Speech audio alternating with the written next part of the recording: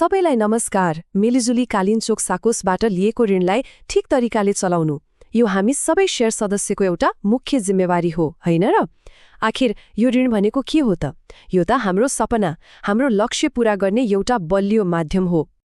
तर कहिलेकाहीँ के हुन्छ भने हामीले जति नै राम्रोसँग सोचे पनि, योजना बनाए पनि सबै कुरा सधैँ सोचे जस्तो कहाँ हुन्छ र?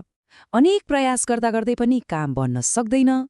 हो, यस्तै बेलामा चाहिँ समयमै ऋण तिर्न गाह्रो हुन्छ र सदस्य आफै समस्यामा पर्न सक्नुहुन्छ।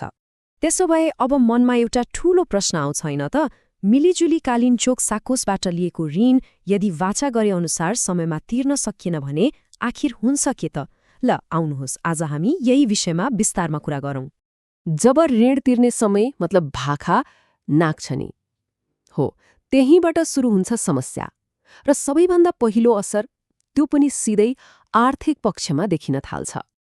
अब हेर्नुहोस् है, ऋणको भारी कसरी बढ्दै जान्छ। सुरुमा त लिएको ऋण भइहाल्यो, त्यसमा ब्याज थपिन्छ, अनि जब समयमा तिर्न सकिँदैन त्यसमाथि फेरि हर्जना पनि लाग्न थाल्छ। यसले गर्दा के भयो त? तिर्नुपर्ने रकम त झन बढ्दै आकासिन थाल्छ। जब ऋणको भाका नाग्छ तब शेयर सदस्यलाई संस्थाले खराब ऋणी भनेर वर्गीकरण गर्छ।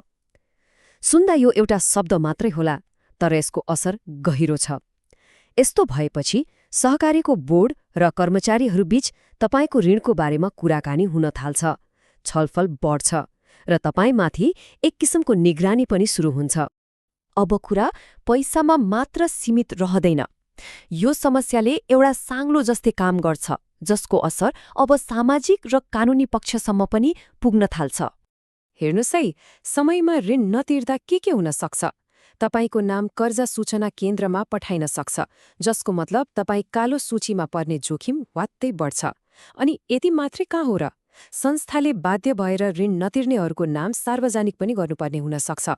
अब सोच्नुस् त, यसले समाजमा आफ्नो मान सम्मान र प्रतिष्ठामा कत्रो ठूलो चोट पुर्याउँछ।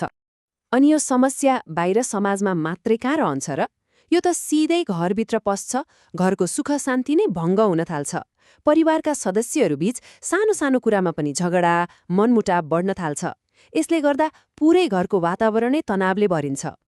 अनि घरको यस्तो तनावपूर्ण नकारात्मक वातावरणको सबैभन्दा नराम्रो र सीधा असर कसलाई पर्छ होला? हो, हाम्रा बालबच्चाहरूको मनमा।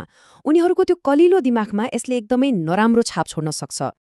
अब अवस्था झन बिग्रिँदै गयो भने संस्थाले पनि आफ्नो कानूनी प्रक्रिया अगाडि बढाउन थाल्छ। पहिलो चरणमा के हुन्छ?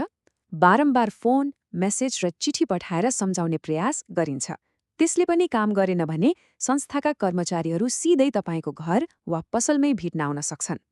कुरा अझै मिलेन भने अब कानूनी सूचना पठाइन्छ र अन्त्यमा सबैभन्दा कडा कदम चालिन्छ, जस्तै तपाईँले राख्नुभएको धितो लिलाम गर्ने, अरू सम्पत्ति रोक्का गर्ने र अदालतमा मुद्दा हाल्ने।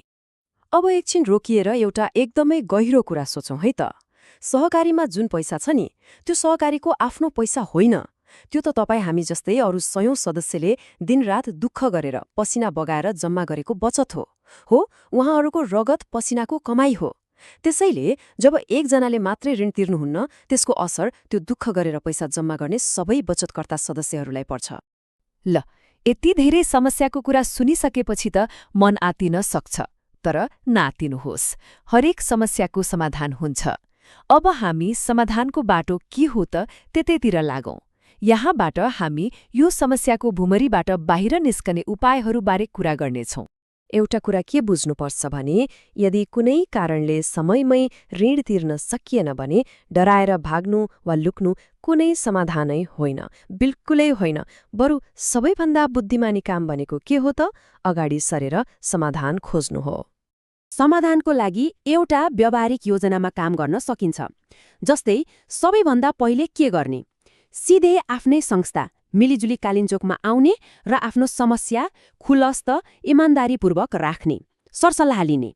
त्यसपछि एकछिन आफैले पनि सोच्ने, मेरो कमजोरी कहाँ भयो, र त्यसलाई सुधार्न तयार हुने। तेस्रो, फजुल खर्च जस्तै विलासिता र अरूको देखासिकीमा गरिने खर्चहरू तुरन्तै रोक्ने। र चौथो अनि सबैभन्दा महत्त्वपूर्ण, आफ्नो सिप, आफ्नो क्षमताले जे भ्याउँछ त्यो काम सुरु गरेर कमाउने र थोरै भए पनि तिर्ने बानी बसाल्ने।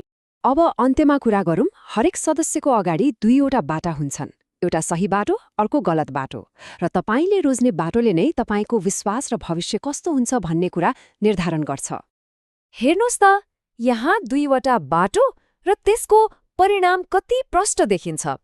एकातिर जिम्मेवार सदस्य बन्ने बाटो छ। यो बाटोमा हिँड्दा के मिल्छ?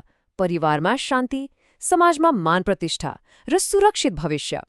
तर अर्कोतिर ऋण नतिर्ने बाटो छ, जहाँ पारिवारिक कलह, बेइज्जती र कानुनी झमेला बाहेक केही पनि छैन।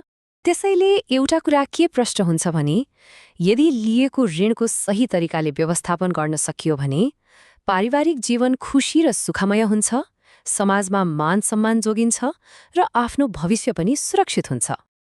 त्यसैले यो प्रस्तुतिको अन्त्यमा एउटा प्रश्न सबैले आफैलाई सोधौं। हामीले लिएको ऋण हाम्रो भविष्य बनाउने सिडी बनिरहेको छ कि हाम्रो बाटो छेक्ने पर्खाल? मिलेजुली कालिन्चोक बचत तथा ऋण सहकारी संस्था लिमिटेडको तर्फबाट यो महत्त्वपूर्ण जानकारी ध्यान दिएर सुनिदिनु भएकोमा सबैलाई हार्दिक धन्यवाद।